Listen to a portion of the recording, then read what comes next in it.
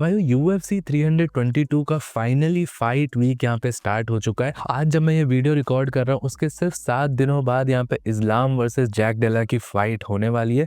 और इस fight week के स्टार्टिंग में यहाँ पर काउंटडाउन एपिसोड आ चुका है UFC के ऑफिशियल यूट्यूब चैनल पे। और अगर आप सबको नहीं पता है तो काउंटडाउन एपिसोड में बेसिकली फाइटर्स एक दूसरे के अगेंस्ट अपनी स्ट्रैटेजी, अपनी प्रिपरेशन और फाइट में वो क्या एंटिसिपेट कर रहे होते हैं उसके बारे में बात करते हैं। और यहाँ पे जैक डेला मेडलिना और इस्लाम माचेव ने एक दूसरे के अगेंस्ट बहुत सारी चीज़ें बोली है।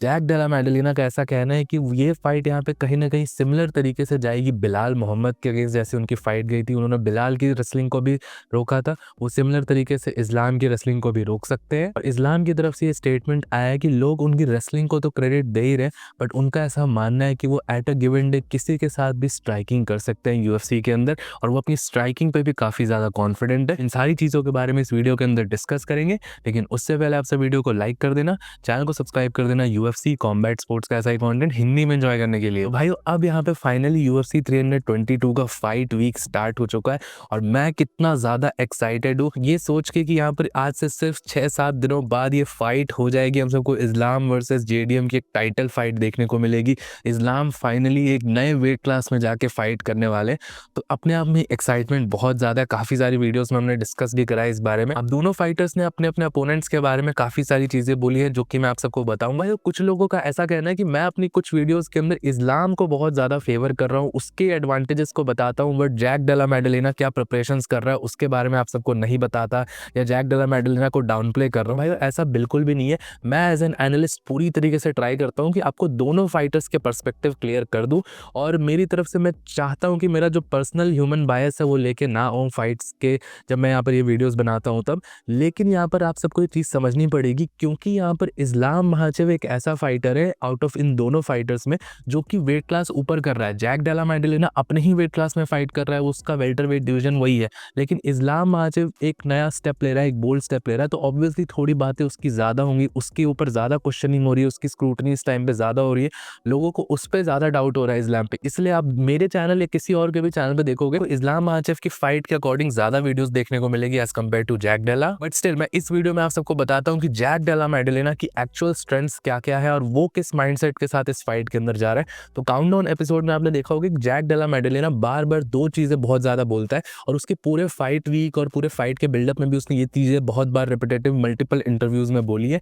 एक चीज़ तो उसने यहाँ पर ये बोली है कि ये फाइट कहीं ना कहीं वो बिलाल मोहम्मद वाली फाइट की तरह देखता है, कि बिलाल मोहम्मद की भी टेकडाउन्स उसने स्टफ करे थे, उसका गेम प्लान पूरी तरीके से बिखेर दिया था और फिर स्ट्राइकिंग में उसको बहुत पूरी तरीके से डोमिनेट करा। तो डेफिनेटली ये चीज़ें पॉसिबल हो सकती है, ये जैक डेला मेडलिना की स्ट्रेंथ है। और जो दूसरी चीज़ यहाँ पे JDM ने बोली है वो ये बोली है कि वो यहाँ पर पूरी तरीके से फाइट में उनका मेजर फोकस अभी भी यही रहेगा, टेकडाउन होने के बाद भी वापस उठना और स्ट्राइकिंग में फाइट को लेके जाना, जो उनका स्ट्रॉन्ग सूट। ये चीज़ मैं आप सबको बोलता हूँ कि सबसे बड़ी स्ट्रेंथ में जैक डेला की जितनी फुटेजेस देख रहा हूँ, बहुत पहले की भी फाइट की फुटेजेस देख रहा हूँ और अब की भी फाइट की फुटेजेस देख रहा हूँ, एक चीज़ तो कहना पड़ेगा कि बहुत क्रिस्प और बहुत ही रॉ बॉक्सर है। इसके अंदर जो एक्चुअल बॉक्सिंग स्किल इसके निकल के आती है फाइट्स के अंदर वो बहुत ही ज़्यादा उम्दा होती है। पर्सनली इसके आप क्लिप्स देखोगे, इवन स्टार्टिंग राउंड में सारे फाइटर्स, सारे बॉक्सर्स अच्छा बॉक्सिंग कंपोजर टेक्निक वगैरह मेंटेन करके रखते हैं, बट जैक डेला की फाइट अगर 5th राउंड में भी जारी स्लग फेस्ट हो रहा है, उसके अंदर भी इसकी बॉक्सिंग फॉर्म, बॉक्सिंग टेक्निक इतनी ज़्यादा इंटैक्ट रहती है, वो चीज़ देखने में बहुत ज़्यादा इंप्रेसिव रहते हैं। पहले की फाइट्स में भी जो रिसेंट फाइट यहाँ पर इसकी बिलाल मोहम्मद के अगेंस्ट 5th राउंड में हुई थी, 5th राउंड में भी इसका बॉक्सिंग टेक्निक, इसका कंपोजर देखो, ये कुछ मिस्टेक्स कर रहा था, बट इसका हेड मूवमेंट,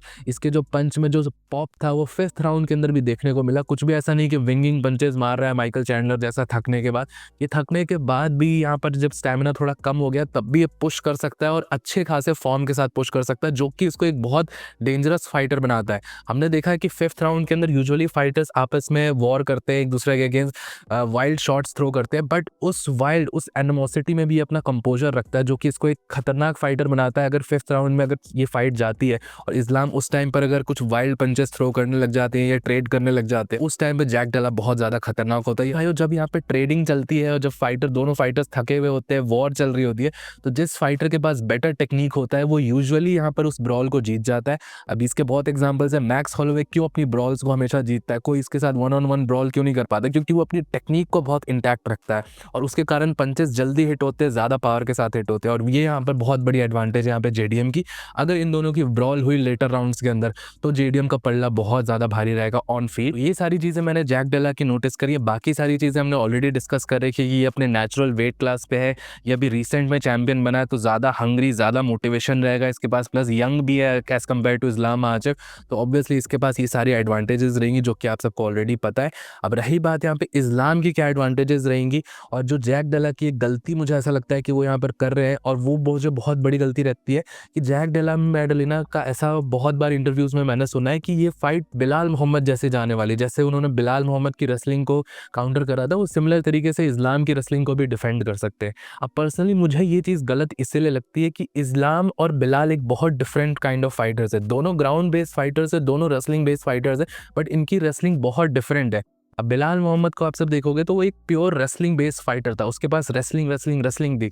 बट इस्लाम महाचेव और हबीब की जो टीम है और जो दागिस्तानी टीम आती है, इनके पास रेसलिंग तो होती है, बट इनके ग्राउंड गेम के अंदर रेसलिंग के साथ साथ जूडो भी इंटीग्रेटेड होता है, जो ट्रिप्स वगैरह करते हैं और मल्टीपल टाइप्स से ये टेक डाउन्स अटेम्प्ट कर सकते हैं, मल्टीपल एंगल से ये टेक डाउन्स क्रिएट कर सकते हैं, क्लिंच में, सिंगल लेग से डबल लेग से सिंगल लेग में जाना, फिर वहाँ से ट्रिप्स वगैरह करना, ये सारे चीज़ें इनको जूडो अलाउ करता है करने के लिए, और वो चीज़ें बिलाल मोहम्मद लैक कर रहा था। बिलाल मोहम्मद बहुत ही ज़्यादा डेस्परेट शॉट्स भी लेने लग गया था, डबल लेग सिंगल लेग के अलावा उसके पास ज़्यादा वेरिएशंस नहीं थे, बट इस्लाम के पास टेक डाउन के बहुत सारे वेरिएशंस होते हैं।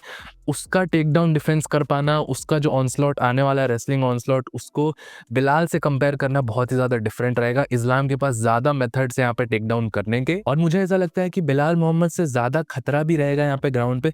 बिलाल मोहम्मद पे फिनिशिंग कैपेबिलिटीज़ उतनी ज़्यादा नहीं थी, बट इस्लाम की रीसेंट फाइट्स हमने देखी है, बैक टू बैक फिनिशेस निकाली है उन्होंने, तो ग्राउंड पे ये वाला डेंजर भी जैक डेला मैडलिना को फेस करना पड़ेगा।